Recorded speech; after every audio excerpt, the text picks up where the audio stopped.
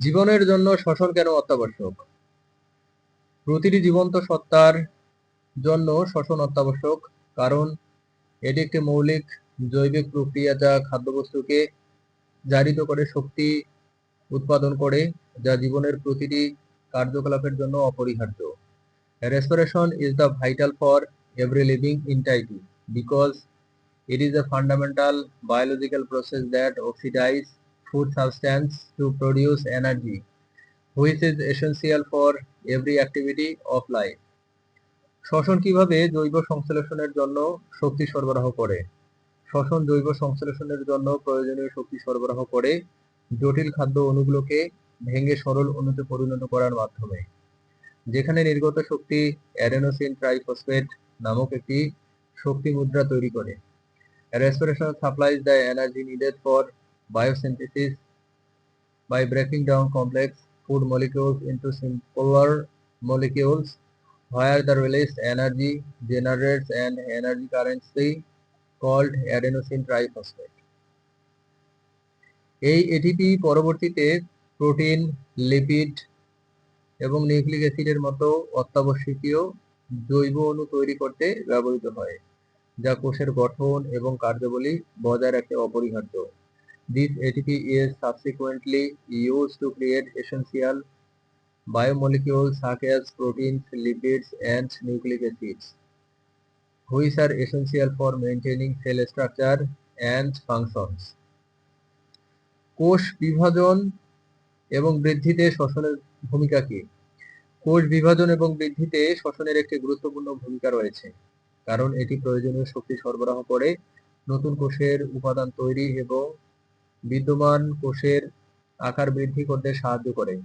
Respiration plays a crucial role in cell division and growth because it provides the necessary energy to create new cell components and increase the size of existing cells. এই শক্তি ব্যবহার করে কোষগুলি তাদের genetic উপাদান অনুলিপি করে এবং অন্যান্য সেলুলার উপাদান তৈরি করে, যা সঠিক কোষ বিভাজন এবং পরবর্তী প্রজন্মের জন্য অপরিহার্য। This energy is used by cells to replicate their genetic material and produce other cellular components that are essential for proper cell division and subsequent generation. শ্বসন কিভাবে চলন এবং অঙ্গ সঞ্চালনের জন্য সম্পর্কিত? শ্বসন চলন এবং অঙ্গ সঞ্চালনের সাথে সরাসরি সম্পর্কিত, কারণ এটি পেশি কোষগুলোকে শক্তি সরবরাহ করে, যা সংকোচন এবং প্রসারণের মাধ্যমে শরীরকে স্থানান্তরিত করতে বা অঙ্গ প্রত্যঙ্গ নাড়াচাড়া করতে সক্ষম করে। Respiration is directly related to movement and locomotion because it supplies energy to muscle cells, which enables them to contract and expand, allowing the body of move or manipulate limbs. এই শক্তি উৎপাদনের প্রক্রিয়াটি অক্সিজেন ব্যবহার করে খাদ্যবস্তুকে জারিত করে, যা পেশী কার্যক্রমের জন্য অপরিহার্য। This energy production process involves oxidizing food substance using oxygen, which is essential for muscle activity. শ্বসন কিভাবে প্রকৃতিতে কার্বন ডাই অক্সাইড ও অক্সিজেন এর ভারসাম্য বজায় রাখে? শ্বসন প্রকৃতিতে কার্বন ডাই অক্সাইড এবং অক্সিজেনের ভারসাম্য বজায় রাখে একটি চক্রের মাধ্যমে, যেখানে জীবেরা শ্বসনের সময় অক্সিজেন গ্রহণ করে এবং কার্বন ডাই অক্সাইড ত্যাগ করে। Respiration maintains the balance of carbon dioxide and oxygen in nature through a cycle in which organisms consume oxygen and release carbon dioxide during respiration.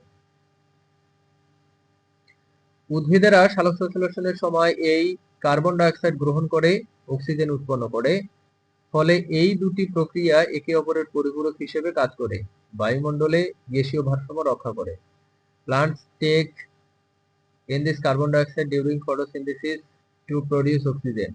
Thus, these two processes complement each other to maintain the gaseous balance in the atmosphere.